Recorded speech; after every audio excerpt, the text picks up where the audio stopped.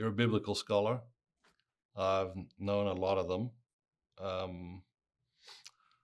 Most of them, everybody in their life knows that they're a biblical scholar.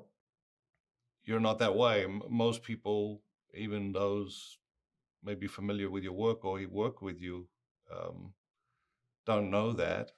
What was that journey like? The scholarship of the Bible, and why are you so humble about it? Is that a serious question? It's a serious question. What was the journey like? What do you mean, the study, the preparation? Yeah, I mean the study, the experience, the Okay, no, I get going it. deep Yeah. into the Bible. I talked about when we were talking about what was it like to be the pastor of this congregation while I was in seminary. When I really had no idea what I was doing, and I realized how little I knew about Scripture. That was one of the things that became very clear to me. And a funny story was, yeah, I was in a small group of other guys doing the same thing, and we had to do. I was reading a passage from the Gospel of Mark, and I said, "Yeah, the Pharisees and the Sadducees, da da da da," and they went, "Alan, that's the Sadducees." I went, oh, okay. So I thought it was Italian, Sadducees.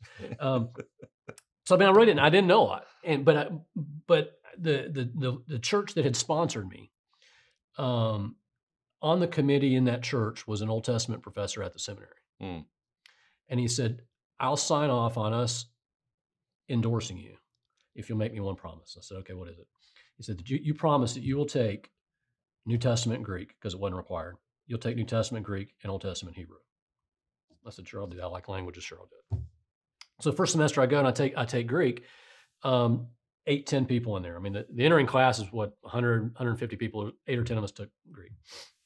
And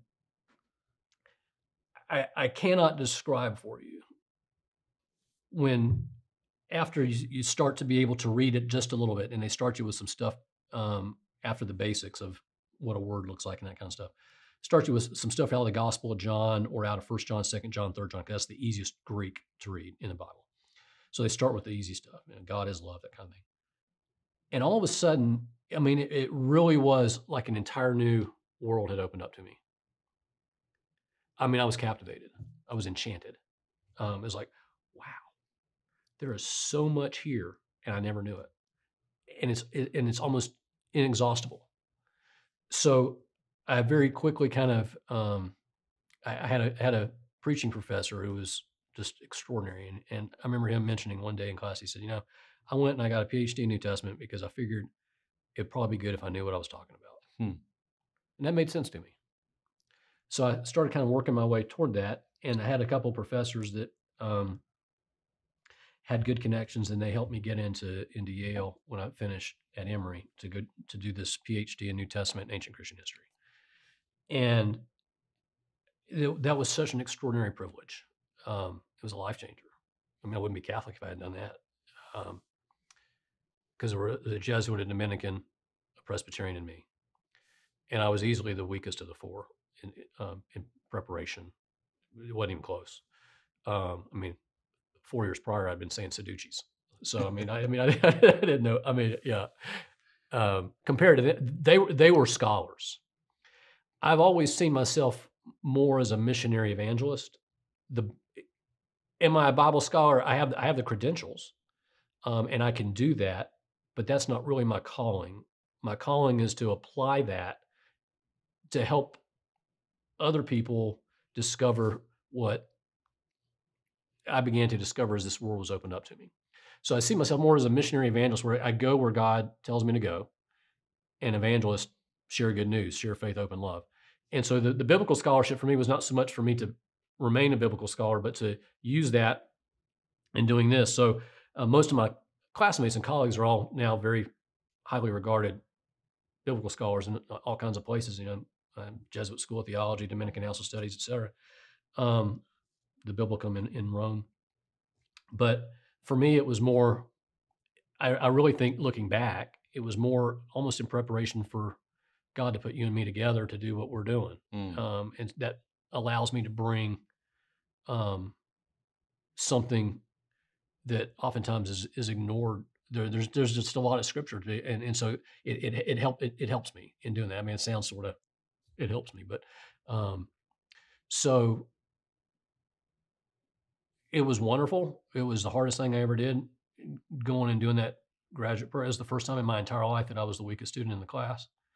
Very humiliating, very humbling. It got the same root word there, humiliating and humbling. Humiliation sometimes, if you let it, leads to humility.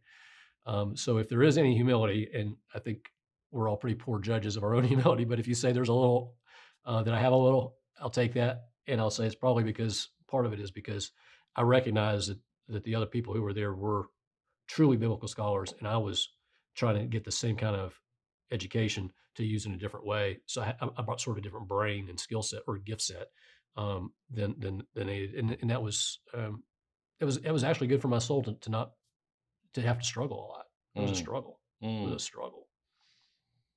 And that was part of that's easily the hardest struggle that I've ever encountered. Always remember who you are is a phrase that I've heard you use powerfully. What does that mean, and why does it matter? Well, folks who've been to some of my speaking engagements are familiar with that story. That when I was in second grade, my parents came and picked me up from school, and my brother, who's 6 years older than I, so he was in eighth grade, they put us in the car and we drove over the mountain from the town that we were in to the next town, Waynesville. And we got out of the car, and Dad took my brother and me by the hand and knocked on the door. And an elderly woman opened the door, and she was just exhausted. And my dad said, "Is he ready?" She said, "Yeah, he's ready." So she and my mom went into the kitchen, and my dad took my brother and me, and he walked down the hall to the second door on the right. And we went into this bedroom, and there was a elderly man lying on a little single twin bed. And my dad dropped our hands, and my dad turned and walked out the door. And so it was just my brother and me. And this elderly gentleman, he used to be 6 feet tall, square jaw, big voice, 180 pounds, but at this point he's about 120 pounds and just was emaciated from cancer. And he looked at us and he said, "Boys, I want you to write something down." And we said, "Yes, sir." And he said, "Have you got a pencil and paper?" And we went, "No." And so we started looking around, and we found a pencil and paper. He said, "You got something to write down?" And we said, "Yes, sir. Yes, sir." And he said, "Because I want you to write something down." We said, "Yes, sir." He said, "Because what I'm about to tell you, I want you to write it down." We said, we get that. Okay. So he pushed himself up and he looked at us and he said, "Always remember who you are." And so I wrote it down. And I didn't bring it with me today. It's in my Bible that I take with me everywhere that I go when I go speak. I have it in my Bible, because those were the last words that my grandfather ever said to me, Mm, uh, the one that I described earlier. And I don't think that he meant remember that you're my grandson. He might have. I don't think that he meant remember that you're a hunt. I think what he was trying to communicate is, you're a child of God. You're a child of the great King. You know, remember that, because that's going to hold you through. Um, and so that stayed with me, mm. which is why I carry it with me everywhere I go when I speak. Yeah.